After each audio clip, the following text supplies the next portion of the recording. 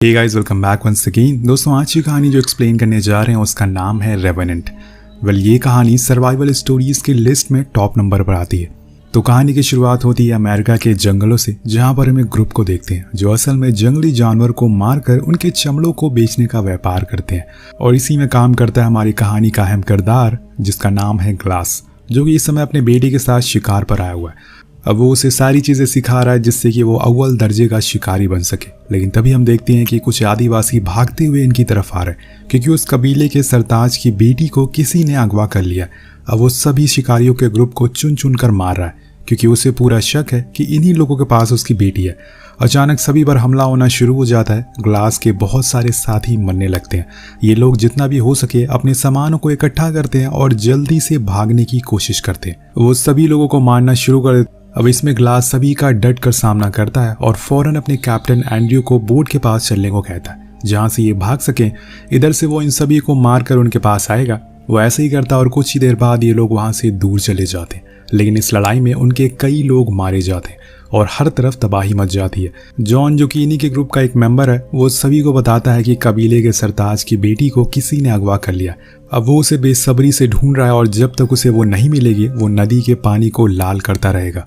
तभी ग्लास अपने बेटे हॉक को संभाल कर रहने को बोलता है और कैप्टन से कहता है कि हमें इस बोट को छोड़ना पड़ेगा और जंगल के बीच से होकर आगे जाना होगा, क्योंकि ऐसे नदी में हमें आसानी से कोई भी देख सकता है। लेकिन वही जॉन सभी को मना करता है ऐसा करने से, क्योंकि पैदल चलने में उन्हें बहुत समय लग सकता है। लेकिन कैप्टन उसके मुंह पर कह देते हैं कि ग्लास को हमसे ज्यादा इस जंगल के बारे में पता है, इसलिए वो जो कह रहा है सही कह रहा है। असल में दोस्तों, जॉन यहाँ पर ग्लास को कुछ खास पसंद नहीं करता था, इसलिए उसकी कई सारी बातों को वो इनकार करता रहता है। अब यहाँ वो लोग किनारे पर रुकते हैं, लेकिन इनके साथ भारी सामान था जिसमें कई किलो चमड़ा भी था। इसलिए ग्लास कहता है कि हम ये सारा सामान यहीं पर छोड़ देना चाहिए या फिर इसको गाड़ देना चाहिए। थोड़ी दिनों बाद हम जब वापस आएंगे तो इसे अपने साथ ले जाएंगे। ऐसे में किसी को पता भी नहीं चलेगा।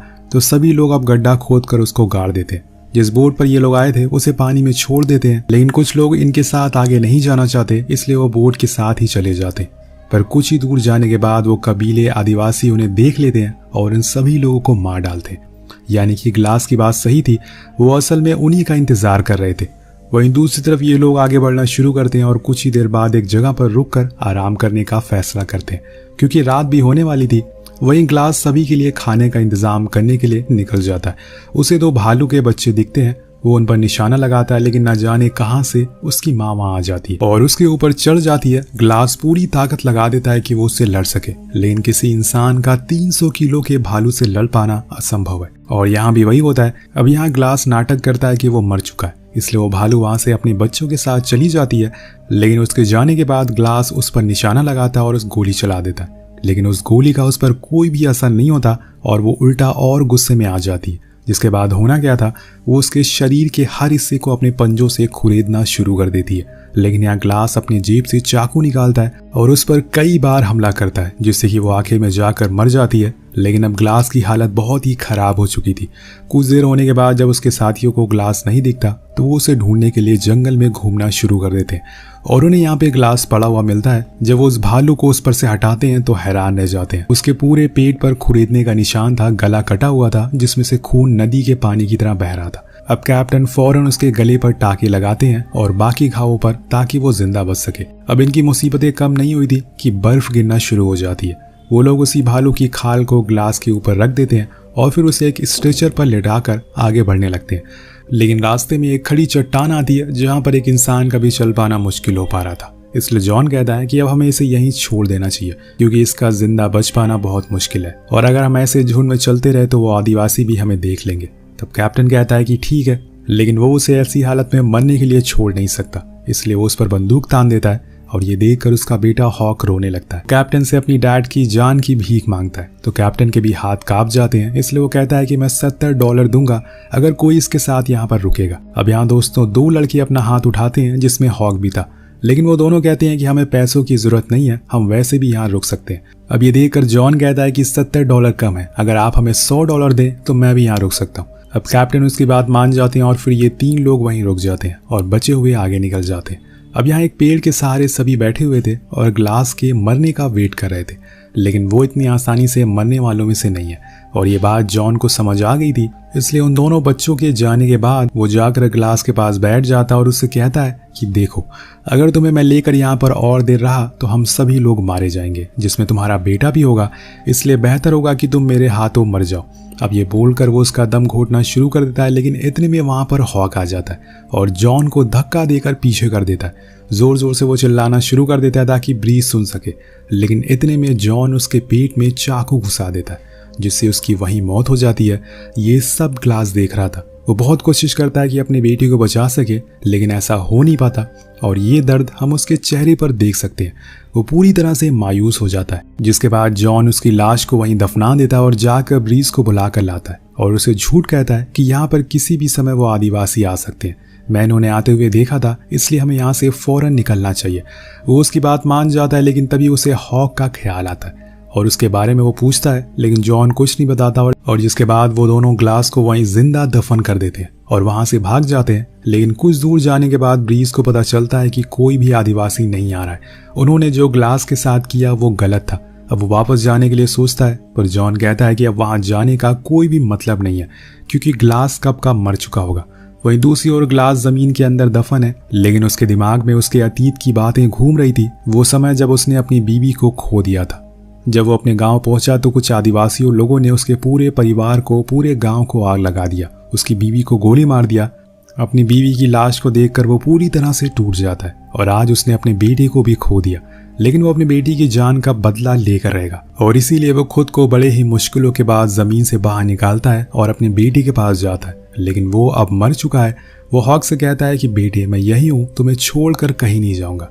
इसलिए वो रेंगते हुए आगे जाता और देखता है कि वहां पर एक नदी बह रही है, इसलिए वो नीचे जाता और अपनी बोतल पर पानी भरता है। लेकिन जैसे ही वो पानी पीता है, सारा पानी उसके गले से बाहर गिरता है, क्योंकि उसके गले में एक बहुत बड़ा कट लगा हुआ था। इसलिए उसे सबसे पहले तो उसे ठीक करना होगा और इसीलिए वो आग जलाता है और उसके पास कुछ बारूद था, जिसे वो अपनी चोट पर लगा देता है। एक लकड़ी से आग को सुलगा देता है, जिससे दोनों स्किन चिपक जाती है। ऐसा करने में उसे इतना दर्द होता है कि वो वहीं बेहोश हो जाता है। वहीं दूसरी ओर अब कैप्टन और सभी साथी धीरे धीरे करके अपने कस्बे की ओर जा रहे थे।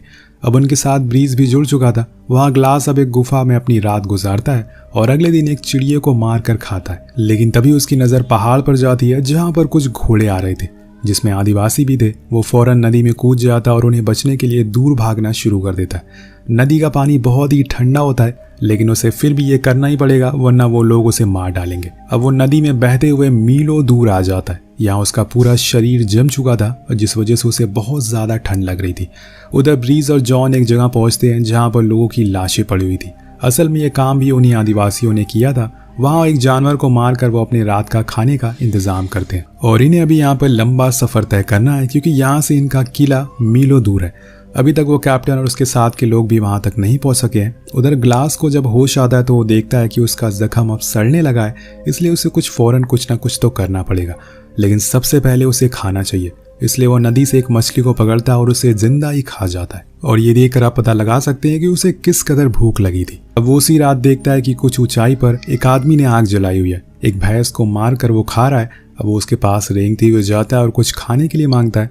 अब वो आदमी पहले तो ग्लास को दुश्मन समझता है, लेकिन उसके इशारों से वो समझ जाता है कि वो भूखा है, इसलिए वो उसे कुछ खाने को दे देता है। दोनों उस रात पेट भरकर खाना खाते। लेकिन अगले दिन वो आदमी देखता है कि ग्लास की पीठ पर घाव का निशान है और इसीलिए वो उसे उठाता है और इसकी वजह पूछता है। तो वो बताता है कि एक भालू ने उस पर हमला कर दिया, जिसके बाद उसके लोगों ने उसे ऐसे ही मरने के लिए छोड़ दिया।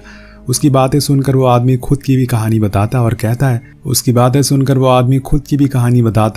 है कि मुझे भी ऐसे ही मेरे साथियों ने मरने के लिए छोड़ दिया। यहाँ वो आदमी अपना नाम यूको बताता है, जिसके बाद दोनों आगे का सफर तय करते। उधर ब्रीज और जॉन दोनों अपने कस्बे पहुंच गए थे, लेकिन वहां जाने से पहले जॉन ब्रीज को धमकाता है कि अगर तुमने किसी को कुछ बताया तो मुझसे बुरा कोई नहीं होगा, और इसीलिए वो चुप हो जाता है। वो वहां जॉन चुपचाप कैप्टन से $100 ले लेता है और झूठ बोलता है कि उसकी पहले ही मौत हो गई थी, इसलिए हमने उसे वहीं दफना दिया। लेकिन ब्रीज पैसों को नहीं लेता और वहां से उठकर चला जाता है, जिससे कैप्टन को जॉन की बातों पर कुछ शक होता है कि वो झूठ बोल रहा है। उधर यूको और ग्लास दोनों ही एक साथ आगे बढ़ रहे थे, लेकिन तभी एक तूफान आ जाता है, जिसकी वजह से उन्हें एक जगह रुकना पड़ता है और वहीं रात गुजारनी पड़ती है। लेकिन यहाँ यूको ग्लास के जख्मों को ठीक करता है और उसमें मरहम लगाता है, जिसके बाद दोनों के लिए एक शेल्टर भी बनाता है और ऐसे ही वो रात कट जाती है। लेकिन जब वो अगले दिन सोकर उठता है तो उसे कहीं यूको आसपास दिखाई नहीं दे रहा था। इसलिए वो उसे ढूंढने के लिए थोड़ा आगे जाता है और देखता है कि उसकी लाश असल में एक पेड़ से लटकी हुई है और इस पर कुछ लिखा हुआ है, वो भी फ्रेंच में। अब ये देखकर वो दंग रह जाता है। तभी उसे कुछ हलचल सुनाई देती है। जब वो आगे जाता है तो देखता है कि वहां पर फ्रेंच शिकारी है जिसके पास उस कबीले के सरताज की बेटी है, जिसकी वजह से वो सभी लोगों को मार रहा था। इसलिए वो सही मौके का वेट करता है और जब उस ग्रुप का सरताज उस लड़की के साथ गलत काम कर रहा होता है तो वो रेंगते हुए उसके पास जाता है और उसको ये बंदूक उस पर तान देता है और फिर उस लड़की से कहता है कि इसे पकड़ कर रखो, मैं घोड़े को लेकर आता हूँ। लेकिन इतने में वो लड़की उसे मार देती है और वहां से भाग जाती है। अब उस आदमी की चीख को सुनकर सभी शिकारी ग्लास के पीछे पड़ जाते हैं, लेकिन वो जैसे तैसे खुद को बचाकर वहां से भागने में कामयाब हो जाता है। लेकिन उसके पीछे एक डिब्बा गिर जाता है जो कि हॉक का था। अब अगले दिन जब उसकी आंख खुलती है तो वो देखता है कि वो आदिवासी वहां भी पहुंच गए। इसलिए वो अपने घोड़े को लेकर वहां से भागना शुरू कर देता है, लेकिन कितनी दूर वो भाग पाएगा क्योंकि उसके आगे खाई आ चुकी थी और इसीलिए वो अपने घोड़े के साथ उसी खाई में कूद जाता है। अब वो घोड़ा तो नीचे गिरकर मारा जाता है, लेकिन ग्लास बच जाता है क्योंकि वो पेड़ से टकराते हुए नीचे आया था और इसी वजह से उसे थोड़ी कम चोट आई थी। लेकिन यहाँ उसके लिए एक और मुसीबत आ जाती है, वो थी बर्फीला तूफान। उसके पास जो भालू की खाल थी वो तो ऊपर ही छूट गई थी, इसलिए अब ठंड से बचने के लिए उसे कुछ और ढूंढना पड़ेगा। और अब यहाँ पर आता है इस कहानी का सबसे बेहतरीन सीन। यहाँ अब ग्लास उस मरे हुए घोड़े की पूरी बॉडी को फाड़ देता है और फिर उसकी अतड़ियों को बाहर निकालता है और खुद उसके अंदर जाकर सो जाता है और कुछ इस तरह से खुद को ठंड से बचाता है। जब अगले दिन उसकी आंख खुलती है तो सबसे पहले उस घोड़े का शुक्रिया अदा करता है और फिर वहां से आगे बढ़ता है। उधर फोर्ट में एक फ्रेंच शिकारी इन अमेरिकन के पास मदद के लिए पहुंचता है। उन्हें बताता है कि एक रात पहले हमारे कुछ लोग मारे गए और हमारा खाना भी खत्म हो चुका है, इसलिए आपसे मदद चाहिए। तभी वो अपनी जेब से एक बोतल निकाल कर सामने रखता है, जिससे ब्रीज पहचान लेता है और बताता है कि ये तो मैंने हॉक को दी थी, इसका मतलब है कि वो अभी भी जिंदा है। लेकिन असल में उन्हें सच्चाई पता नहीं है ये बोतल आई कहाँ से। अब सभी हॉक को ढूंढने के लिए निकल पड़ते हैं, लेकिन वहां उन्हें न जाने कैसे पर ग्लास मिल जाता है, जिसे देखकर सभी हैरान थे कि ये अभी तक जिंदा कैसे है। वो उसे लेकर कैप्टन के पास वापस आते हैं और तब वो कैप्टन को जाकर सारी बात बताता है कि जॉन ने मेरे बेटे को मार दिया और मुझे जिंदा ही दफना दिया। वो फौरन जॉन को अरेस्ट करने का ऑर्डर देते हैं, लेकिन जब सभी लोग फोर्ट पहुंचते हैं तो वहां उन्हें पता चलता है कि जॉन तो कब का भाग चुका है और उसने उनके सारे पैसों को भी चुरा लिया। इसके बाद कैप्टन ग्लास से उसकी हाल चाल पूछने के लिए जाते हैं तो वो उन्हें बताता है कि अब जॉन आपका नहीं मेरा शिकार है, इसलिए दोनों अपने अपने घोड़े पर निकल जाते हैं उसे बदला लेने के लिए। लेकिन ग्लास कहता है कि यह जंगल बहुत बड़ा है, हमें अलग अलग उसे ढूंढना होगा। कुछ ही समय बाद जॉन को कैप्टन देख लेता है, लेकिन उससे पहले ही वो उसे मार देता है। अब गोली की आवाज़ सुनकर कैप्टन के पास ग्लास आता है, लेकिन तब तक वो मर चुके थे। लेकिन यहाँ उसे पता था कि जॉन छुप कर वार करेगा और इसीलिए वो एक तरकीब निकालता है और कैप्टन की लाश को एक दूसरे घोड़े पर रखकर आगे भेज देता है, जिससे कि जॉन देख लेता है और उसे लगता है कि ये ग्लास है, इसलिए वो उस पर शूट कर देता है जिससे वो गिर जाता है। लेकिन जब वो पास जाकर देखता है तो वो असल में कैप्टन ही था।